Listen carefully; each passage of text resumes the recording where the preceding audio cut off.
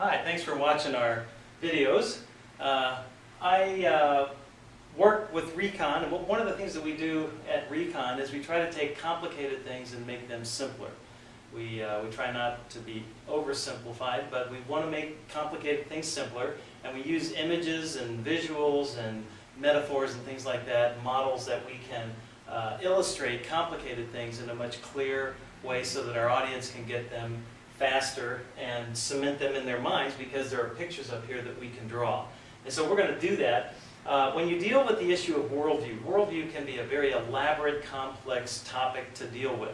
And so what we're trying to do is to simplify the thing.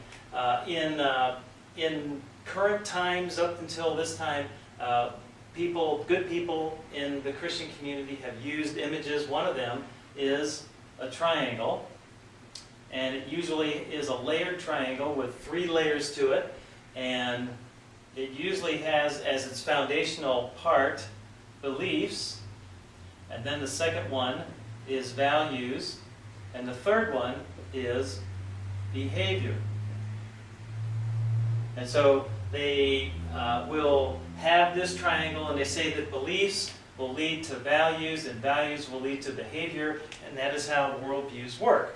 Well, that may be an adequate symbol or image or picture for worldview instruction, but really the issue of worldview doesn't really quite grasp the whole thing. It's not very real clear exactly what kind of beliefs you have here, what kind of values you end up with, and what kinds of behaviors you're looking for.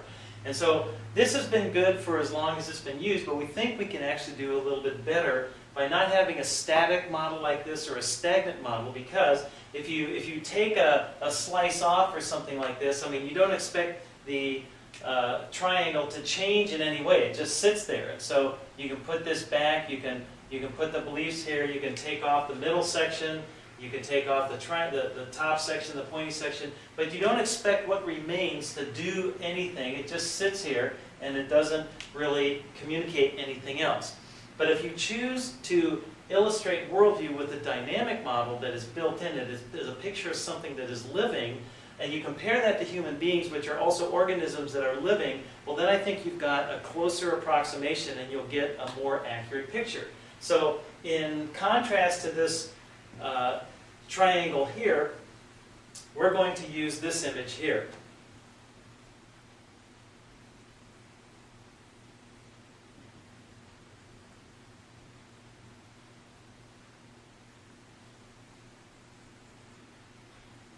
And you can see that this is largely the picture of a tree.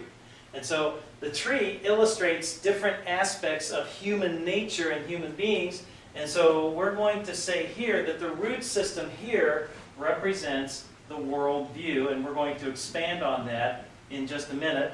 And so the trunk here is going to represent thinking patterns. The branches are going to represent emotional expression.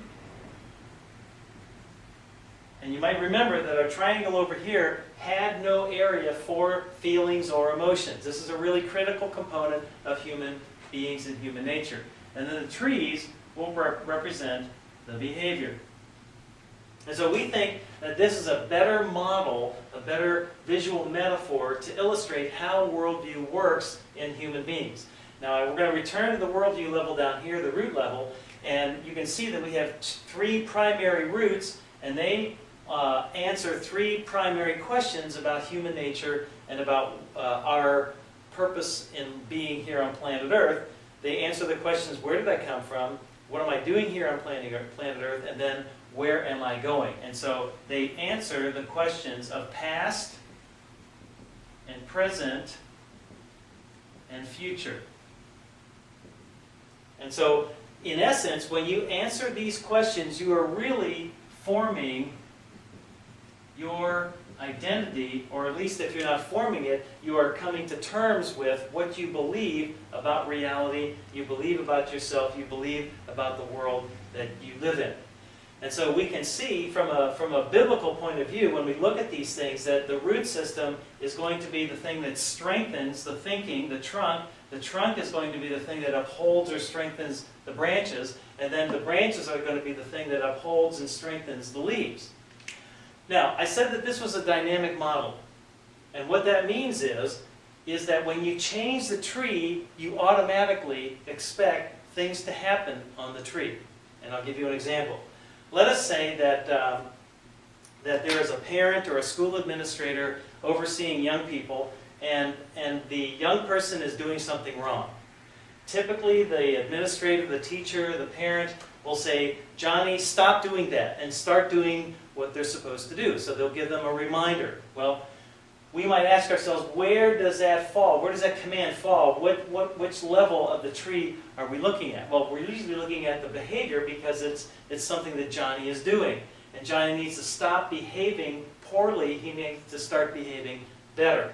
And so that would be like, if we were going to follow the logic of that approach in dealing with correcting a child, that would be analogous to taking the leaves off of this tree and then stapling, gluing, pasting, clipping fake leaves, good behavior if you will, on these branches. And if we do that, we might ask ourselves, well, what's going to happen to this tree in 6 months? And when I ask people, many of them say, well, the tree will die. And the tree will not die. What will happen in 6 months is that because of the whole nature of the tree has not changed, you're going to see the natural leaves start to grow back on the branches. And when that happens, all of these fake leaves are going to fall off. And then you've got the bad behavior returning again. And so we might say, okay, well, behavior's not the problem. It must be the emotional expression.